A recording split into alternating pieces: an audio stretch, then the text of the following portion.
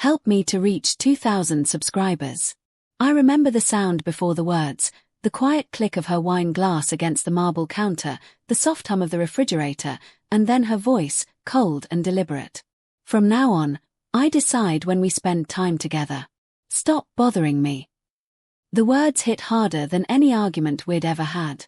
There was no shouting, no chaos, just her calm finality, as if she were closing a door in her heart that I hadn't realized was already locked. Okay, I said, my voice barely more than breath. And I did. I stopped calling her during lunch. Stopped asking when she'd be home. Stopped waiting up. For the first few days, I told myself I was respecting her space. But deep down, I knew I was beginning to vanish. Emma had always been the center of everything. Light in the room, confidence in every movement. When we first met, she was warm, alive, unstoppable. But now, when she came home from work, she smelled of someone else's perfume. Not hers. Not mine. A faint sweetness with a smoky undertone. I noticed it the first time she brushed past me to grab her phone from the counter. New scent? I asked, trying to sound casual. She didn't look at me. Coworker sprayed some on me to try. Don't start. Don't start. Those words had become her armor. At night, she'd scroll on her phone, screen light painting her face pale blue, lips twitching with faint smiles that weren't meant for me. I'd lie next to her, staring at the ceiling, wondering when I became the man she tolerated instead of loved. The distance between us grew in silence, measured by the sound of her laughter from the hallway as she took work calls at midnight. I tried to convince myself it was nothing. I tried to be the husband who trusts. But denial has a sound too. It's the echo of your own heartbeat when you know the truth but can't face it. One Friday night, she told me she'd be late again.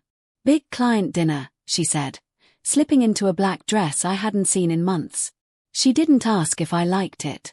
She didn't even glance back as she walked out the door. I sat on the couch for hours, staring at the muted TV. Midnight came. Then 1. Then 2. When I finally heard her key turn, I pretended to be asleep. Her perfume hit me first. Different again. This time, unmistakably masculine underneath. She moved quietly, too quietly, as if afraid I might wake and see the truth written all over her skin. The next morning, I made coffee, pretending everything was normal. She joined me, sunglasses still on, hair pulled back, expression unreadable. Rough night? I asked softly. She took a sip of coffee. It was fine. Don't start, please. That phrase again. It was her way of saying don't make me lie to you. So I didn't. Not that day. But I started noticing everything. The way she lingered on her messages, the way her eyes darted away when I walked in, the faint smile when her phone buzzed. She had started locking her phone now.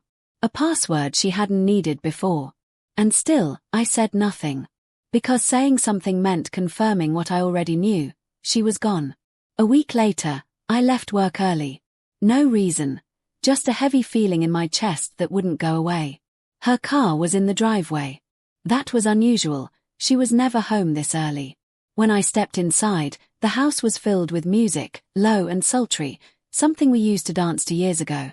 For a second, hope flickered. Maybe she'd remembered. Maybe she wanted to fix us. Then I saw the trail of clothes, her blouse, a man's shirt, shoes that weren't mine. My stomach turned to ice. I followed the sounds upstairs, every step a weight pressing on my chest. The door was half open. Her laughter, the same one that used to belong to me, cut through the air. I didn't push the door. I didn't need to. I stood there, hand trembling on the frame, and in that moment, something inside me broke so quietly it almost sounded like relief. I left the house without a word. For 2 days, I stayed at a hotel. I didn't call her. She didn't call me. Maybe she thought I didn't know. Maybe she didn't care. On the 3rd day, she showed up at my office. Her eyes were red, her voice shaky. You disappeared, she said. You can't just walk away like that. I stared at her, feeling nothing but exhaustion. You told me to stop bothering you. I listened. Her lips trembled, the first crack in her perfect calm. It was a mistake. I was angry. I didn't mean. Emma, I interrupted gently. You meant every word. You decided when we'd spend time together. You decided when to come home. You decided who to let into our life. You made all the decisions. I just followed. Tears filled her eyes, but they didn't move me. Not this time. I don't know how to fix this, she whispered. I nodded. Neither do I. I stood up, walked past her, and left her standing there in the doorway of my office, the same way she'd once left me standing in our kitchen. Months passed. The silence between us became final. Divorce papers signed quietly, no shouting, no drama. Just the slow acceptance of a love that had died long before either of us said the words. One night, I found her name light up my phone. I stared at it for a long time before answering. Hey, she said, voice small.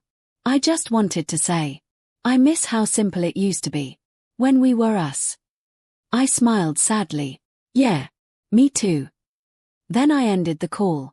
Sometimes, the most painful betrayals aren't about someone cheating on you.